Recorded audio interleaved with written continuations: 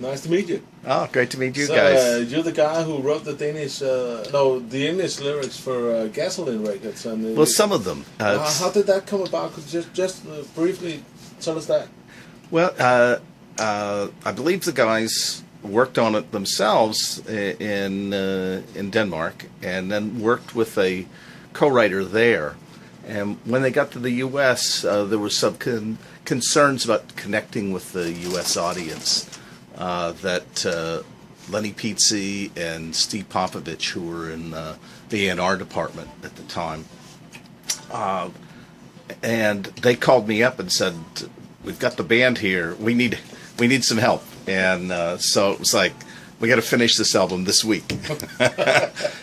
I had never met the guys. No. They had never met me. It was, it could be a little disconcerting for them, and I was concerned about that. But I loved them right away. I loved the music, and we had a great time.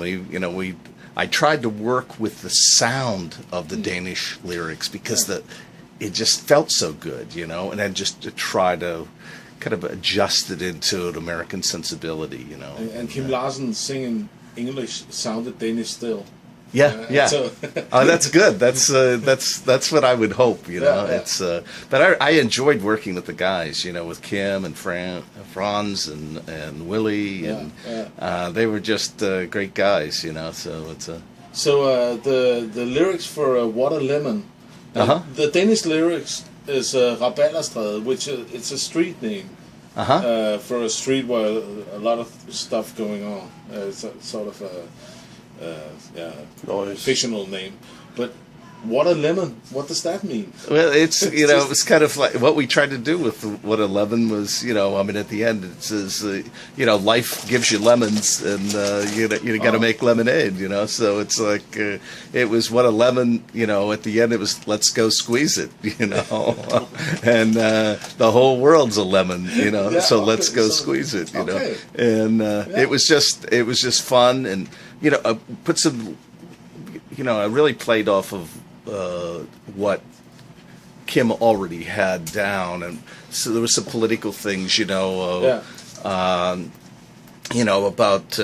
when we lose the war, I'll be a drummer in a Chinese band, and what is it? I'll play the piano just as fast as I can. When we lose the war, I'll be a drummer in a Chinese band.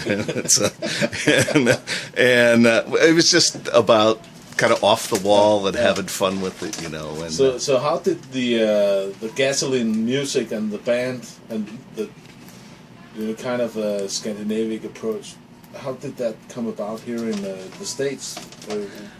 You followed them for yes, a few gigs. Number one, the critics really responded quite well to it. We got some great reviews.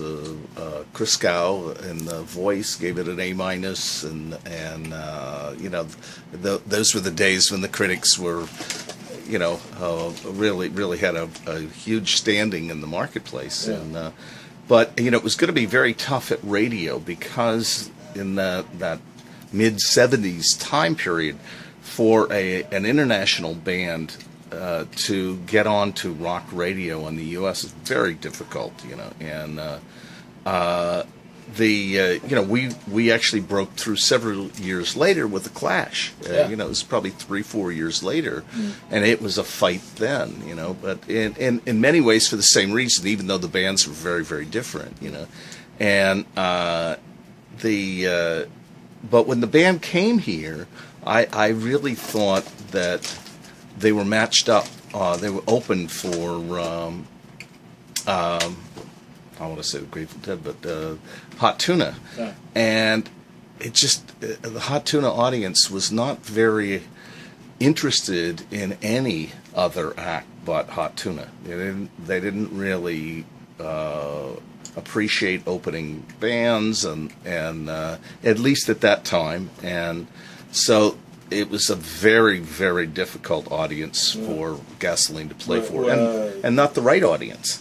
And so it really didn't buy us the touring time and the touring foundation to give radio confidence to play it, you know. And so I thought the touring strategy was really what really hurt the band here in the States, you know, hurt their opportunities here. 'Cause the music was fun and great. You know? Were they just an opening band, or did they have some headlining gigs? Yeah, I believe there was some club gigs. It was Okay. a long time ago. Yeah. But I do remember, you know, they played Central Park and I remember Passaic, New Jersey, those two particular venues with Hot Tuna. Okay.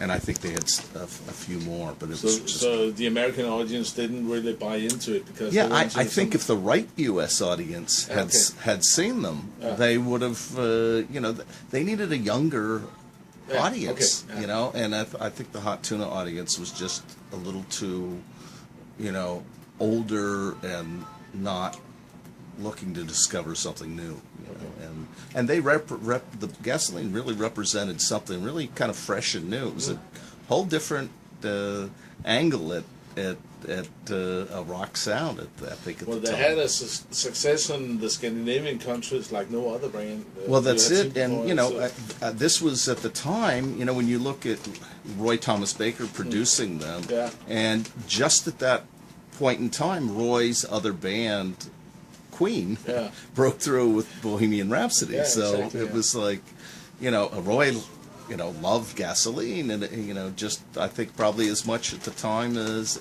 he loved working with Queen, and but you know, it's just one of those things, and of course, you know, the band's credibility and quality certainly stands the test of time, you know, for all the success that they've had in Scandinavia. Yeah. You know, So finally, would you like to put out a greeting to the band? Absolutely. It's, you know, just a great bunch of guys, and haven't seen them in years and years and years, but we had a lot of fun in Odense, and just working together and spending time there and running around New York with some press people over here, and it was just a lot of fun, you know. So they're great, just great guys, and you know, I'd love to see them again at some point. Yeah, okay. Well, thank you very much. All right, thank you. All right.